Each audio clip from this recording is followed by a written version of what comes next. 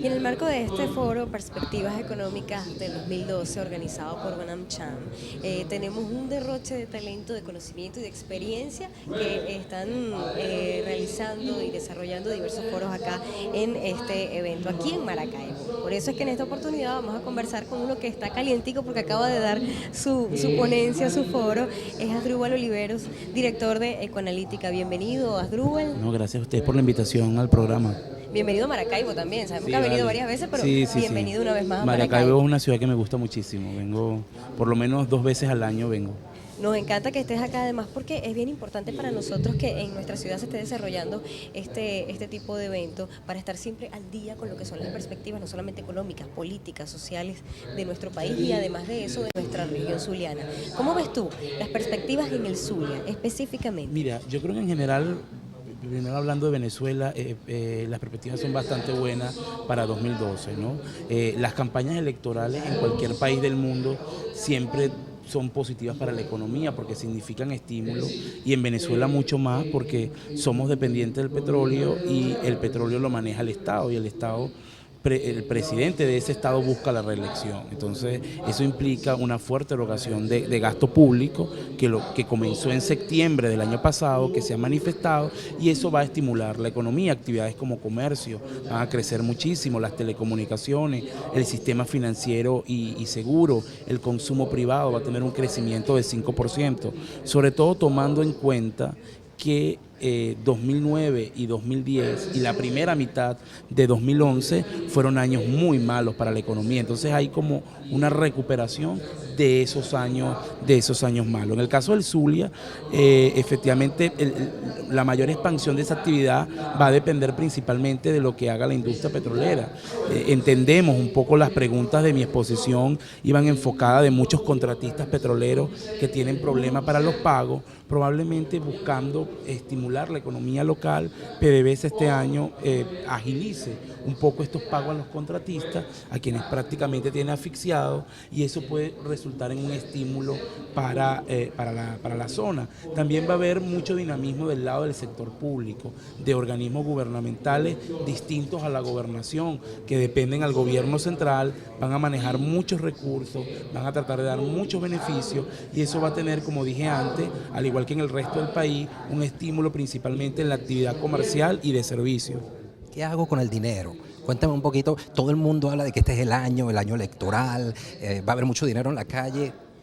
¿Qué hago después con ese dinero cuando lo tengo? Eso depende de cada quien, ¿no? Porque es difícil hacer una recomendación general. Probablemente para las personas con poca capacidad de ahorro, que dependen de un sueldo, que pudiera ser la mayoría. Aquel que recibe utilidades. La mayoría del país, un punto importante es tratar de pagar las deudas, disminuir un poco el costo de tu endeudamiento, comprar algunos bienes durables, línea blanca, línea marrón, o acometer la remodelación de tu hogar. Eso es un punto fundamental. Y si te quedase algo, probablemente intentar constituir un fondo de reserva para el futuro, pero entendemos que es difícil. ¿Y por qué digo que es difícil? Porque los trabajadores venezolanos tienen desde el 2008 hasta mediados del año pasado en una pérdida constante de su poder adquisitivo. Entonces, cualquier recuperación que tengan de dinero probablemente sea para pagar una deuda o para acometer un gasto que tenías pendiente, y eso limita muchísimo la capacidad de ahorro. Si subimos un poco en los estratos, una clase media, media alta, con capacidad de viajar,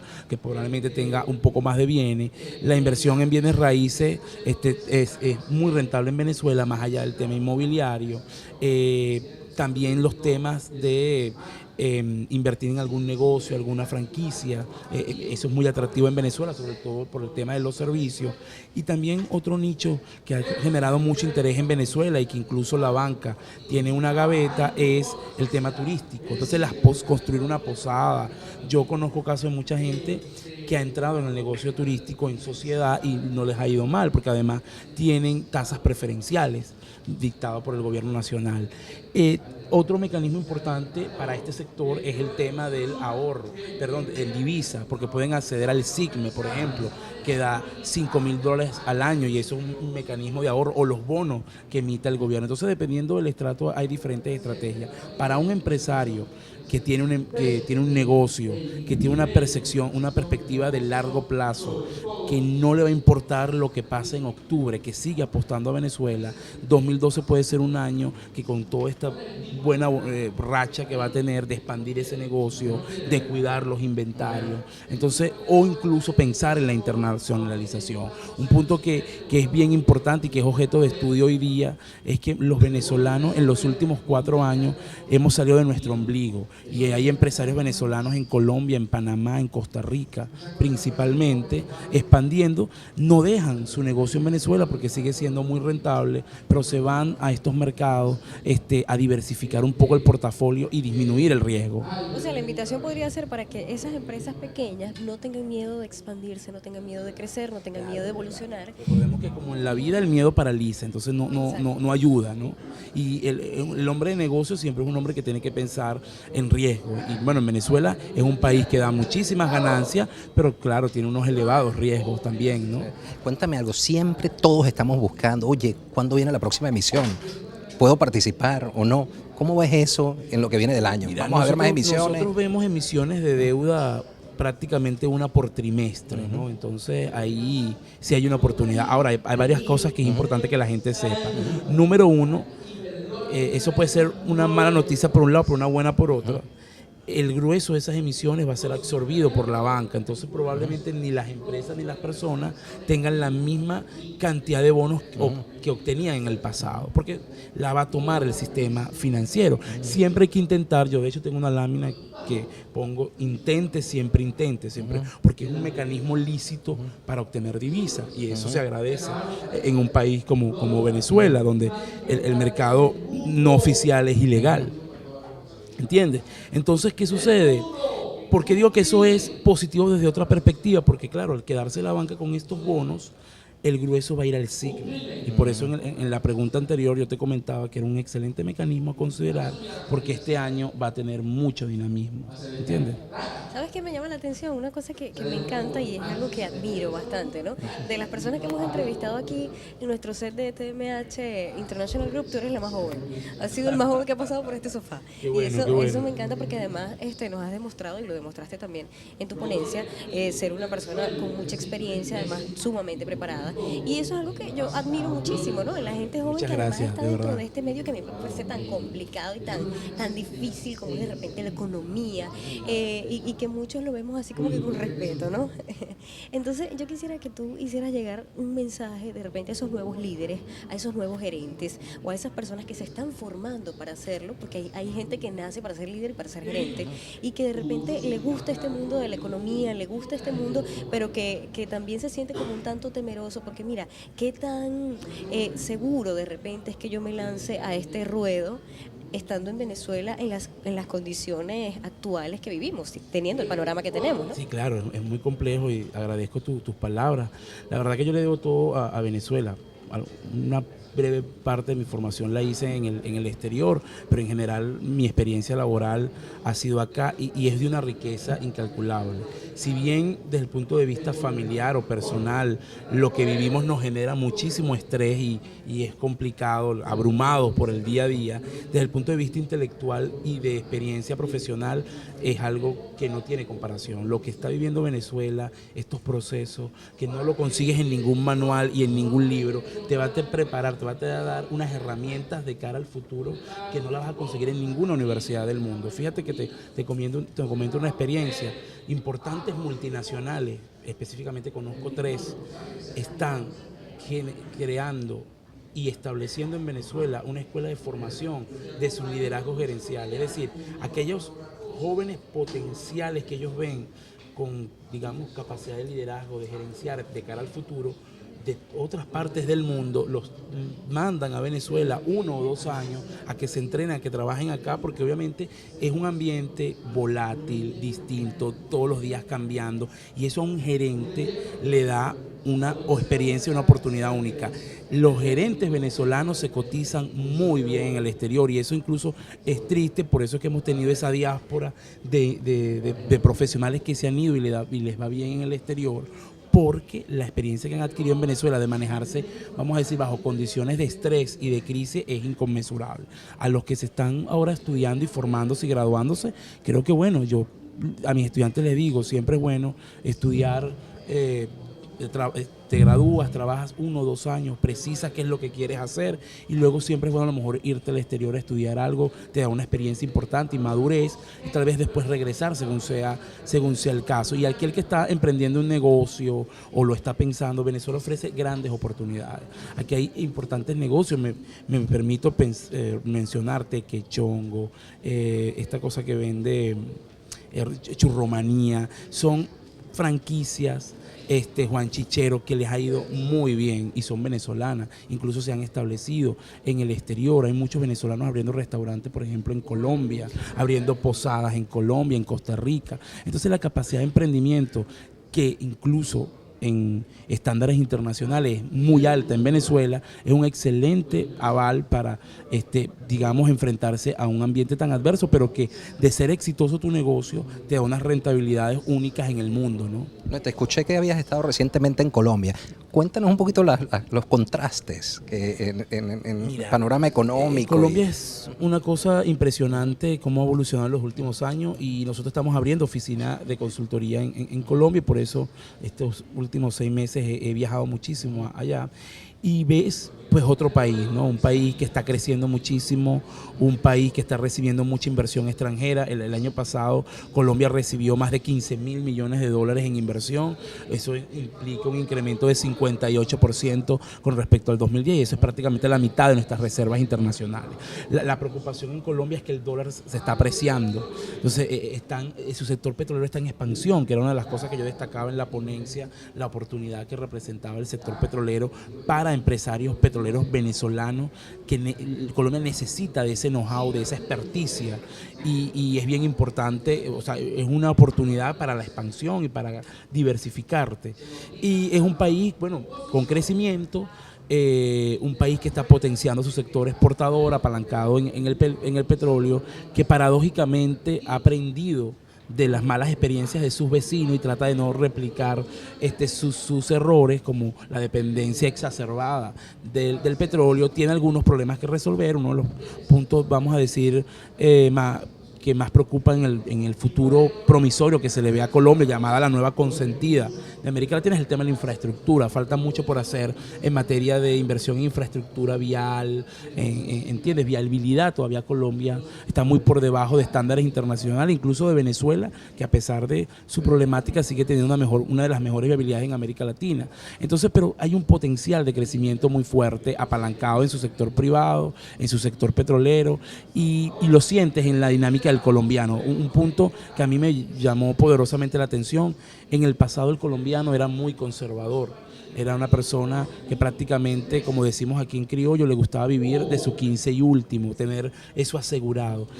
Hoy en día, en estos 6 meses me he sorprendido de ver muchos jóvenes y empresarios colombianos hablando de ampliar negocios, de iniciar franquicias, de iniciar nuevas cosas. El emprendimiento también, dado las buenas condiciones que está experimentando el país, se está afianzando fuertemente en Colombia, y hay muchos venezolanos allá que, como comenté en las preguntas pasadas, que están abriendo negocios, ¿no? Diferencias culturales, ¿no? Claro. Los caribes no somos muy distintos a esos cachacos. El colombiano cachacos. es mucho más sosegado, mucho más calmado. Nosotros somos mucho más confianzudos, por decirlo en términos coloquiales. El colombiano tiene una visión más de largo plazo, porque su país ofrece un poco más de estabilidad, lamentablemente, nosotros no, y por eso el empresario venezolano, el primer aprendizaje que tiene que tener al llegar a Colombia es que los resultados no los va a ver como en Venezuela el año siguiente, que probablemente puede tardar mucho más, ¿no? Ese es un aprendizaje fundamental, porque el empresario venezolano llega a Colombia con la mentalidad de hacer negocio y de ganar lo mismo que en Venezuela, y es muy diferente. Déjame traerte un minuto al terreno de nuevo económico. Siempre hablamos de indicadores como inflación, tasa de interés, tú sabes, la tasa cambiaria, etcétera. Háblame de indicadores que no son los que tradicionalmente vemos y que dicen algo de Venezuela. ¿Qué son medidas que normalmente los economistas no están viendo? Pero tú dices que comienzan a dibujar algo distinto en nuestro país.